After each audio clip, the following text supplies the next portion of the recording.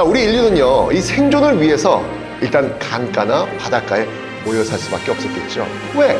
강과 바다가 인간에게 주는 선물 엄청 많지 않습니까? 바로 이 물과의 공존을 위해서 치수 사업에 사활을 거는 겁니다. 자, 오늘은요, 이 물에 대해서 이야기하는 시간을 가져보고자 합니다. 안녕하세요. 한국사 길잡이 큰별쌤 최태성입니다. 자, 오늘은요, 우리 삶이 없어서는 안 될 소중한 자원, 이 물에 대해서 이야기하는 시간을 가져보고자 합니다. 자, 우리 함께 과거로 한번 쭉 타임슬립 한번 해보겠습니다. 먼저 신석기 후기입니다. 자, 이때 이 사람들이요, 최초로 농사를 짓기 시작했죠. 물은 농경사회가 자리 잡은 이후 이 생명의 근본을 이루는 가장 중요한 자원이 되었습니다. 정치라는 글자를 이렇게 보시면요, 다스릴 치자에 물수변이 있습니다. 그만큼 물을 잘 다스리는 일이 중요했고요, 물을 잘 다루는 통치자가 백성을 잘 살게 하고 나라를 번영시키는 것임을 알 수 있습니다. 역사 속에서 그 사례를 보면서요, 그 의미를 한번 살펴보도록 하겠습니다.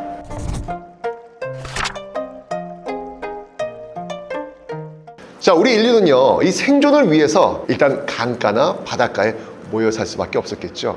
왜?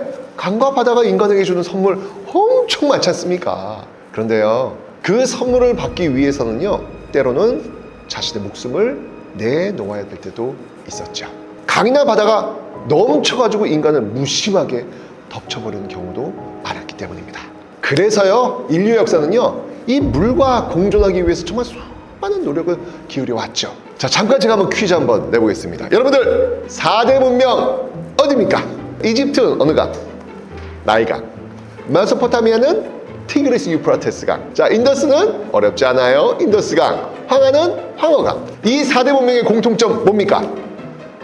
그렇죠. 바로 강을 끼고 발달했다는 겁니다. 보시면 아시겠지만요, 강 이름을 아예 따와가지고 문명의 이름을 붙이기도 했습니다. 이 강들은요, 주기적으로 범람을 합니다. 범람 너무 무서워. 이 범람을 통해서 강가 주변의 토양들은 더욱 생명력을 보충받는 거예요. 그러니까 이 생명력을 바탕으로 해서 인간은 또 지속적으로 농사를 지으면서 이를 토대로 문명을 발전시킨 겁니다. 그런데 제가 아까 얘기했잖아요, 무섭다. 왜? 생명을 순식간에 앗아가기도 합니다. 그래서 인간은요, 바로 이 물과의 공존을 위해서 치수 사업에 사활을 거는 겁니다. 자, 이런 세계사에서 볼 수 있는 치수 사업, 당연히 우리한테도 그대로 적용이 됩니다. 혹시 조정래의 그 대하소설 아리랑 읽어보셨나요? 이런 단어가 나오더라고요. 징계맹갱 웸밑들. 이게 무슨 뜻이냐면요, 이건요, 바로 김제만경 너른 들을 의미합니다. 우리나라 이 최대 평야인 호남평야를 얘기하는 건데요, 바로 이 징계맹갱, 그 끝이 하늘과 맞닿아 있는 넓디나 넓은 들녘. 이 들녘은 어느 누구나 길을 쓰고 걸어도 언제나 제자리에서 헛걸음질을 하고 있는 것 같은 착각에 빠지게 만들었다. 우리나라에서 지평선을 볼 수 있는 몇 안 되는 곳, 징계맹갱, 바로 김제만경 평야. 이 엄청난 평야에서 농사를 지으려면 역시 뭐가 필요하겠습니까? 당연히 물이 필요했겠죠. 당연히 치수의 역사, 이곳에 새겨져 있습니다. 자, 김제. 이 김제는요, 벽골제라는 곳이 있습니다. 벽골제. 바로 벽골. 이게 뭐냐면 벼의 고을이라는 뜻이에요. 제는 뚝제잖아요. 그래서 벼의 고을에 있는 뚝이라는 의미로 알려져 있습니다. 김제 벽골제는요, 우리나라에서 가장 오래된 그리고 가장 최대 규모의 뚝입니다. 이곳은요, 제천의림지 밀양수산제와 더불어서 사만시대, 그 사만시대 3대 수리시설로 알려져 있죠. 자, 이 벽골제에 대한 기록은요, 김부식의 삼국사기 신라봉기 흐레왕 21년에 한자로 쫙 기록되어 있습니다. 뜻을 보면요, 처음 벽골지를 여니 뚝 길이가 1800보다 라고 기록되어 있습니다. 자, 이 치수의 긴 역사를 안고 있는 곳이 바로 이 김제 벽골제. 당연히 여기는 전설이 엄청나게 많습니다. 통일신라 제38대 원성왕 때의 일이었습니다. 이 벽골제가 축조된 지 오래돼서 토목기술자인 원덕량을 보내가지고 보수 공사를 지시합니다. 이때요, 이 지역 태수의 딸 다냐가 있었는데 이 다냐가 토목기술자 그 원동량을 짝사랑하게 됩니다. 그런데요, 이 큰 공사를 잘 마무리하려면 조건이 필요했습니다. 뭘까요? 바로 사람을 바쳐야 된다는 겁니다. 이 태수가 고민했죠. 하다가 바로 그 기술자 원동량, 마침 약혼녀가 있었나 봐요. 그 원동량의 약혼녀를 제물로 바치려 한 겁니다. 이 아버지의 계략을 알아챈 딸 다냐가 아까 원동량 짝사랑했다 그랬잖아요. 그래서 이 다냐가요, 스스로 용의 제물이 되어서 벽골제 공사가 무사히 완공되었다는 그런 가슴 아픈 전설이 전해지고 있습니다. 치수 사업의 핵심이라 할 수 있는 제방, 또 이 제방이 옛날부터 많은 사람들에게 정말 중요했구나라는 것을 단적으로 보여주는 그런 이야기겠죠. 조선 후기 르네상스를 이끌었다라고 평가받는 누구? 정조. 자, 이 정조 씨를 한번 가보겠습니다. 정조가 이렇게 얘기합니다. 농가의 이로움으로 수리만한 것이 없다.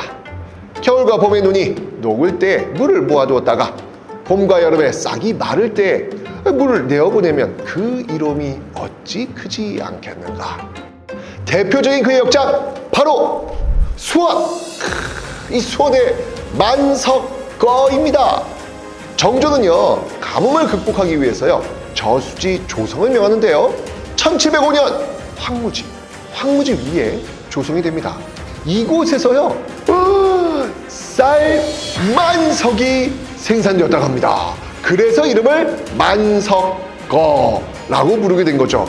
와, 이 만석거가 성공을 거두니까 정조가 기분이 좋았나 봐요. 만석거의 3배 규모에 달하는 충만제를 또 조성합니다. 충만제는요, 천년만년 만석의 생산을 축하한다라는 뜻이겠죠. 조선의 물관리는 저수지 축조에만 그치지 않았는데요, 강우량 측정 역시 이 조선의 중요한 물관리 방법 중 하나였습니다. 조선은 치국이를 발명해서 세계 최초로 강우량 측정 시스템을 제도화했는데요, 치국이를 각 지역 관하에 설치하고 시기별 강우량을 데이터베이스화해서 농업에 활용한 겁니다. 치국이를 통해 강우량을 측정하기도 했지만요, 하천의 수위를 알아보기 위해 수표를 제작하기도 합니다. 수표는요, 청계천과 한강의 수위를 측정하는 것인데요, 표의 기록을 통해서 하천의 상황을 파악하고 홍수와 가뭄을 미리 대비한 겁니다. 치국이와 수표를 통해서 선조들의 지혜와 기술로 물 관리에 진짜 심혈을 기울였구나, 이런 것을 알 수 있습니다. 자, 그런데 여러분들 이렇게요, 치수사업은요, 농사를 위해서만 활용된 건 아닙니다. 전쟁을 대비하기 위해서도 사용되었죠. 대표적인 예가 바로 성입니다. 자, 이곳은요, 충북 보은에 있는 삼년산성입니다. 성을 쌓는데 걸린 시간이 3년이다 라고 해서 붙여진 이름인데요, 이곳은요, 천의 요새였습니다. 여러분, 고려 세운 사람이 누구예요? 태조왕건이잖아요. 이 태조왕건이 이 3년산성을 찾아라 실패했다는 이야기, 정말 태조한테는 너무 가슴 아픈 고를 주셨나 봐요. 3년산성에서 150여 차례 전투가 이루어졌는데요, 단 1표만 했다는 이야기가 전해질 정도로 정말 이 3년산성은요, 난공불락의 성이었습니다. 근데 여러분들, 이 난공불락을 유지하기 위해서는요, 여러 장치가 필요했습니다. 그 중 하나가 뭔지 아세요? 바로 수구입니다. 자, 우리는 전통적으로 이 집중호우가 시작되면 정신 못 차립니다. 이건 지금도 그렇잖아요. 근데 만약에 이런 집중호우가 쏟아지면 이 성 안은 어떻게 될까요? 물 차버릴 거 아니에요. 물이 차면 꼼짝없이 그 안에서 갇혀가지고 죽을 수밖에 없잖아요. 그래서요, 이런 것들을 대비하기 위해서 물을 빼줘야 될 거 아니에요. 그죠? 그래서 배수시설인 수구를 만드는 겁니다. 자, 이런 장치는요, 정조의 수원 화성에서도 확인할 수 있는데요, 바로 수원 화성 남쪽 성곽에 세워진 수문, 남수문입니다. 이 남수문은요, 수원천의 그 범람을 막으면서 동시에 군사시설로 활용되도록 설계되었습니다. 남수문 설치 이후에는요, 하천의 흐름이 원활해져가지고 수원천의 폭이 넓어졌다고 합니다. 자, 이렇게 역사 속 치수사업은요, 위생을 위해서 이루어지기도 합니다. 위생을 위한 대표적인 치수사업, 이게요, 바로 조선 영조, 아까 그 정조의 할아버지잖아요, 영조 때 시행된 청계천 준설 사업입니다. 자, 이 그림 한번 보시죠. 자, 영조가요, 수문 위에서 청계천 준설궁사를 지금 친히 이렇게 내려다보는 풍경이 지금 담겨 있습니다. 청계천은요, 사실 우기를 제외하거든요, 이게 수량이 부족해가지고 사실상 그 하수도로 인식이 되었다고 하죠. 그러니까 오랜 시간 동안 이게 물이 적다 보니까 모래와 자갈 등이 밀려 들었고요, 그게 또 쌓였고요, 그 위에 또 쓰레기, 동물 사체, 심지어는요 유행성 열병으로 죽은 그 아이의 시신까지 밤중에 몰래 버려지는 그런 곳으로 방치되었다고 합니다. 이때도 마찬가지였어요. 그래서 영조가 황폐해진 이 청계천 준설 사업을 더 이상 미룰 수 없다라고 판단해서 신하들과 백성에게 의견을 물은 이후에 관청을 세우고요, 본격적인 치수 사업을 시행한 겁니다. 이 개천에 쌓인 이 오물과 토사를 깔끔히 걷어냈고요, 개천의 깊이와 폭을 예전과 같이 만들려고 했죠. 그리고 이 토양 유실을 방지하기 위해서요, 제방을 흙으로 다지고요, 버드나무를 심기도 했습니다. 그리고 이 구불구불했던 이 수로도요, 최대한 좀 직선으로 잡으려고 노력을 했습니다. 이렇게 되면서요, 청계천 환경이 위생적으로 좋아졌다고 하죠. 자, 오늘 역사 속 물, 그리고 이를 다스리는 치수 사업에 대해서 한번 살펴봤는데요. 예나 지금이나 물 관리에 대한 중요성 변하지 않습니다. 특히 요즘 이 기후 위기로 인해 가지고 물 부족, 물재 겪고 있잖아요. 안전하고 효율적인 물 관리는요, 아무리 강조해도 지나치지 않을 것입니다. 자, 더 늦기 전에 지금보다 나은 지속 가능한 물 관리가 이루어질 수 있도록 우리 모두 힘을 모아야 되겠죠. 자, 지금까지 금별쌤 최태성이었습니다. 안녕히 계세요.